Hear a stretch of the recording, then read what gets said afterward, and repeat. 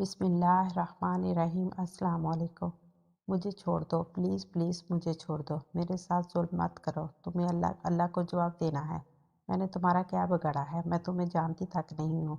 छोड़ दो मुझे। मैं मुसलसल चीखी जा रही थी कि शायद इसके इस पाक दिल में नरमी उतर आए और वो मुझे बख्श दे, लेकिन मैं नहीं जानती थी कि इस शख्स को, जो बेरहमी से मेरा वजूद नोचने लगा और मैं चीखती चलाती गई, कोई मेरी आह पुकार सुनने के लिए वहाँ मौजूद ना था।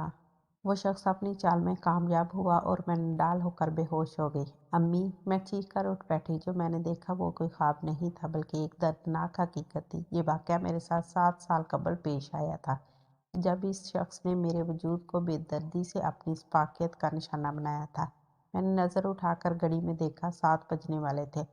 मैं जल्दी से उठ गई, हाथ मुंह धोया और स्कूल के लिए तैयार होने लगी। मैंने 14 जमातें पढ़ी थी और अब मैं एक स्कूल में बच्चों को पढ़ाती थी। मेरा नाम सलमा है। मेरी उम्र 25 साल हो गई थी। मैंने अब तक शादी नहीं की थी। जब मैं 18 साल की थी तो मेरे बहुत से रिश्ते आए थे, मगर अब कोई भी मुझे रिश्ता देने को तैयार ना था, क्योंकि मेरा रेप हो चुका था। सब मुझसे दूर भागते थे, हालांकि मेरा तो कोई कसूर ही नहीं था। जिंदगी से मुझे इतने दर्द मिले थे कि मेरा जी चाहता था खुदकुशी कर लूं, लेकिन फिर अपनी बूढ़ी माँ का ख्याल आ जाता। अब्बू तो इस दुनिया से चले गए थे। मेरी अम्मी का मेरे अलावा कोई सहारा नहीं था। हम लोग लाहौर में रहते थे। हमारा घर बहुत बड़ा था। घर में मेरे 2 ताया ताइयाँ और इनके बच्चे रहते थे। 2 ताइयों की बेटियों की शादियां हो गई थी। मैं जानती थी मेरी उम्र पर शादी नहीं होगी। इस घर में हम लोग 6 साल पहले शिफ्ट हुए थे। इस वाक़े के बाद हमारी बहुत बदनामी हुई, जिस वजह से हमें वो घर छोड़ना पड़ा। गाँव वालों ने बहुत बातें बनाई थी। कोई कहता था मैंने जानबूझकर खुद पर अमल किया है, पर अब मैं इसे रेप का नाम दे रही हूँ। किसी ने कुछ कहा तो किसी ने कुछ। मेरे ताया और ताई खुद भी मेरे दुश्मन बन गए थे। इनका तो दिल कर रहा था कि मुझे घर से निकाल दें, लेकिन वो मजबूर थे अब्बू की वजह से। वो मुझे निकालते नहीं थे, क्योंकि मेरे दोनों ताया अब्बू से बहुत प्यार करते थे, इनकी ज़िंदगी में भी और इनके जाने के बाद भी। मैंने गहरी सांस खारिज की और माजी की बातों को बुलाकर उठ खड़ी हुई थी। थोड़ी देर बाद नाश्ता किया और अम्मी की दुआएं लेकर स्कूल रुखसत हो गई। मैं पैदल स्कूल जाती थी। जब मैं स्कूल जा रही थी तो मुझे ऐसा महसूस हुआ जैसा कोई मेरा पीछा कर रहा है। ये मैंने आज पहली बार महसूस नहीं किया था, बल्कि काफ़ी दिनों से मैं ऐसा महसूस कर रही थी। मैंने पीछे मुड़कर देखा, लेकिन दूर दूर तक कोई नज़र ना आया। मैं ये नज़रअंदाज करके आगे बढ़ गई। स्कूल की टाइमिंग 8 से 12 बजे थी। मैं 3 क्लास के बच्चों को पढ़ाती थी। जब मैं छुट्टी के वक्त घर जा रही थी तो एक लड़की मेरे सामने आ खड़ी हुई और वो मेरी हम उम्र लगती थी। वो कुछ परेशान दिखाई दे रही थी। मैंने इससे पूछा कि आपने मेरा रास्ता क्यों रोका। वो इस वक्त यूँ कहने लगी, मैं आपको अपने घर ले जाना चाहती हूँ। मैं मौलवी साहब की बीवी हूँ। इनकी तबीयत बहुत ख़राब है। आप इनसे मिल लें, वो आपसे कुछ बात करना चाहते हैं। मैंने हैरानी से इस लड़की से पूछा, कौन से मौलवी साहब की बीवी हैं आप? इसने हामिद मौलवी साहब का नाम लिया। हामिद मौलवी साहब को मैं जानती थी। वो हमारे घर के करीब मस्जिद में नमाज़ पढ़ाते थे और अज़ान देते। अक्सर जुमा पढ़ने या ईद की नमाज़ पढ़ने मैं इन्हीं की मस्जिद में जाती थी। मौलवी साहब की उम्र ज़्यादा नहीं थी, बल्कि वो मुझसे 4-5 साल बड़े थे। मैं नहीं जानती थी कि मौलवी साहब की कोई बीवी भी है। मौलवी साहब से मेरी कभी बातचीत नहीं हुई थी, ना ही इसकी बीवी मुझे जानती थी और ना मैं इससे। फिर वो मुझे क्यों अपने साथ मौलवी साहब के घर क्यों ले जाना चाहती थी? ये सोचकर मेरी रूह लर्ज़ गई और मेरी टांगें कांपने लगीं कि यकीनन मेरे साथ कोई खेल खेला जा रहा है, जिस तरह 7 साल पहले मेरे साथ हुआ था। वो दिल दहला देने वाला वाक़या जिसने मेरी ज़िंदगी बर्बाद कर डाली थी। मैं इस लड़की के साथ जाने से इनकार कर दिया और बोला कि मैं आपके साथ कहीं नहीं जाऊँगी। मेरा इनकार सुनकर वो मेरे आगे हाथ-पैर जोड़ने लगी और इसने मुझे एक शापर पकड़ाया। मैंने हैरानी से खोला, इसमें ढेर सारे पैसे थे। मेरी रूह फना हो गई। भला कोई मुझे बेवजह इतने पैसे कैसे दे सकता था? यकीनन ये कोई साज़िश थी। मैंने पैसे इसे वापस दिए और आओ देखा ना तो सीधा दौड़ लगा दी। मैं बिना रुके भागती हुई अपने घर आई और घर का दरवाज़ा बंद कर दिया। अम्मी ने मुझे आवाज़ पाता देखा तो पूछने लगी, सलमा तुझे क्या हुआ है? तेरा रंग क्यों उड़ा हुआ है? मैंने इनसे कहा, कुछ नहीं हुआ। ये कहकर मैं कमरे में चली गई। दरअसल मुझे वो दर्दनाक राज याद आ गई थी। इस रात मुझे झूठ बोलकर इस दरिंदे शख्स के पास ले जाया गया था, जिसने मेरी इज्जत लूटी थी। यही वजह थी कि मैं अब हर इंसान से डरने लगी थी। मैंने जल्दी से हाथ मुंह धोया और अम्मी का बनाया हुआ खाना खाया। हम माँ बेटी सेकंड फ्लोर में रहते थे और हमारे कमरे अलग अलग थे। सामने कमरे में अम्मी रहती थी और इनके बराबर वाले कमरे में समीना ताई रहती थी। अम्मी कपड़े सिलाई करती थी मेरे साथ, खाना खाकर वो अपने कमरे में कपड़े सिलाई करने बैठ गई।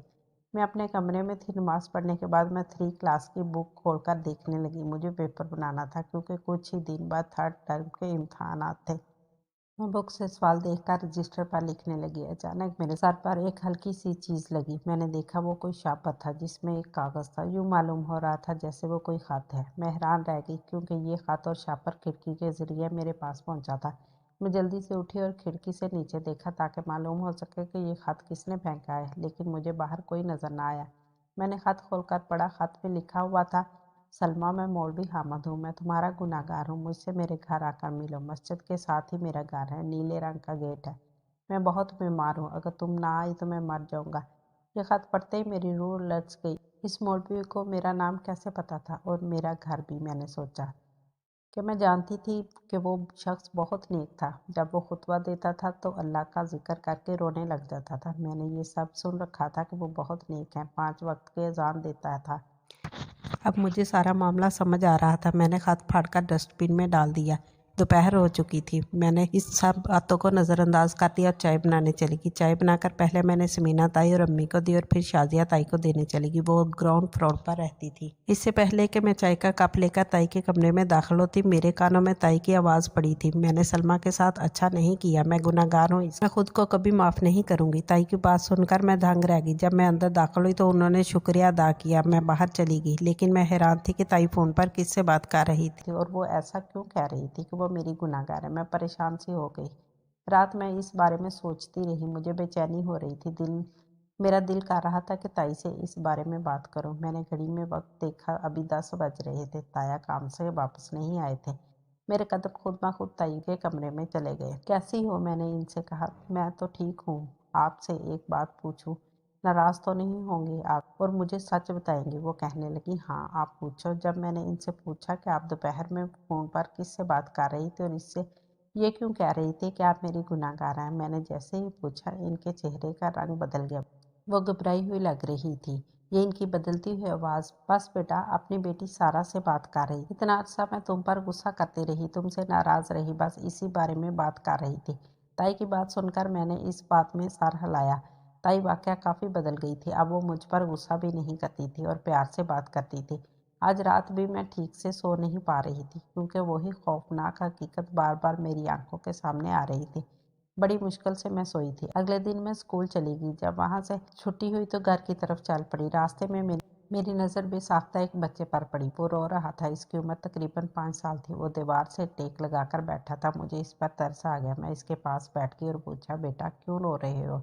मैंने इसे पूछा तो वो मेरी तरफ देखकर बोला, सलमा आंटी आप मेरे साथ घर चलो ना, अब्बू आपको बुला रहे हैं, वो बीमार हैं, आप इनसे मिल लो प्लीज़। इस बच्चे की बात सुनकर मेरे पैरों तले से ज़मीन निकल गई। मेरा दिल कह रहा था कि मेरे खिलाफ कोई साजिश की जा रही है और मुझे फंसाने के लिए ये सब किया जा रहा है। ये सोचते ही मैं वहाँ से उठी और घर की तरफ तेज़ कदमों से चलने लगी। इस बच्चे को मैंने बिल्कुल नज़रअंदाज कर दिया था। घर पहुंचकर मुझे सुख का सांस मिला। अम्मी के कमरे में आई तो पता चला कि शाजिया ताई की बेटी हिना आई हुई है। हिना मेरी कज़न थी और इसकी शादी हो गई थी। वो मेरी बहुत अच्छी दोस्त थी। मैं इससे मिलने ताई के कमरे की तरफ चली गई। एक बार फिर मेरे कानों पर पुरस्रार बात सुनी। हिना कह रही थी, अम्मी अल्लाह के वास्ते ये राज आप कभी किसी को मत बताइएगा वरना कोई आपको माफ़ नहीं करेगा और सब आपको इस घर से निकाल देंगे। मैं दंग रह गई कि ऐसा कौन सा राज था जिसे सुनकर सब इतना शदीद रद्द-ए-अमल देते कि ताई को घर से ही निकाल देते। मैं परेशान होकर अपने कमरे में आ गई। अम्मी पूछने लगी, बेटा तुम हिना से मिल आई हो? मैंने बेजारियत से कहा, अम्मी मैं सोना चाहती हूँ। यूँ मैं बेड पर लेटी और लेटते ही गहरी नींद सो गई। मैं बहुत परेशान थी। जब मैं उठी तो रात हो चुकी थी। मैंने देखा कि बेड के करीब एक और छापर पड़ा था जिसमें खत था। मैंने इस कागज़ को खोला और पढ़ना शुरू किया। इसमें लिखा था, मैं मौलवी हामिद की बीवी महर हूँ। मेरे शौहर की तबीयत बहुत ख़राब है। इनसे मिलने आ जाओ। वो तुमसे माफ़ी मांगना चाहते हैं। अगर तुम ना आई तो मैं तुम्हें कभी माफ़ नहीं करूँगी। ये ख़त पढ़कर मेरे रोंगटे खड़े हो गए। ये लड़की मुझे क्यों ख़त लिख रही थी मैं समझ ना सकी। मैंने फ़ौरन वो ख़त फाड़ा और डस्टबिन में फेंक दिया। मेरा दिल कर रहा था कि अम्मी को इस बारे में बताऊं, लेकिन मैं बता ना सकी। एक हफ्ते बाद स्कूल में विंटर वेकेशनल हो गई, जिसकी वजह से मैं स्कूल नहीं जा रही थी, मगर एक हफ्ते से वो ख़त मुझे रोज़ाना मिल रहा था। मैं परेशान थी। कभी दिल करता कि अम्मी को बताऊं और कभी कहा था कि ना बताऊँ। इस खत में मुसलसल एक ही बात लिखी हुई थी कि मौलवी साहब से मिलने आ जाओ, वो तुम्हारे गुनाहगार हैं। मैं इस बात को मानने के लिए तैयार ना थी, क्योंकि मैं जानती थी ये सब झूठ है। मौलवी साहब बहुत नेक इंसान थे, वो गुनाहगार नहीं हो सकते थे। दूसरी बात ये थी कि वो मेरे गुनाहगार तो हो ही नहीं सकते थे, क्योंकि ना वो मुझे जानते थे और ना मैं इनको। एक दिन मेरे सर में शदीद दर्द था, मैं दोपहर को सो गई। मेरी आंख शाम के वक्त खुली, मैं देर तक सोती रही थी। मैं उठी तो अम्मी चाय बना लाई, मैं चाय पी रही थी जब अम्मी ने बताया कि हामिद मौलवी साहब की डेथ हो गई है, आज रात इनका जनाजा है। ये खबर सुनते ही मेरे पैरों तले से ज़मीन निकल गई। अम्मी ने इनके जनाजे पर जाना था, वो मुझे भी अपने साथ चलने को कह रही थी, मगर मैं ना गई, मेरा दिल नहीं कर रहा था। मैं बहुत डरी हुई थी, मुझे हैरानी हो रही थी कि मौलवी साहब तो बहुत जवान थे, फिर वो कैसे मर सकते हैं। वो लड़की जो मुझे मिली थी और ख़त लिखती थी, इसने भी ये तो यही बताया था, वो बीमार हैं और अगर तुम इनसे मिलने ना आई तो वो मर जाएंगे। क्या वो मेरी वजह से मर गए थे? ये सब क्या था? किसी की ज़िंदगी और मौत से मेरा क्या ताल्लुक़ था? मुझे बहुत खौफ महसूस हो रहा था।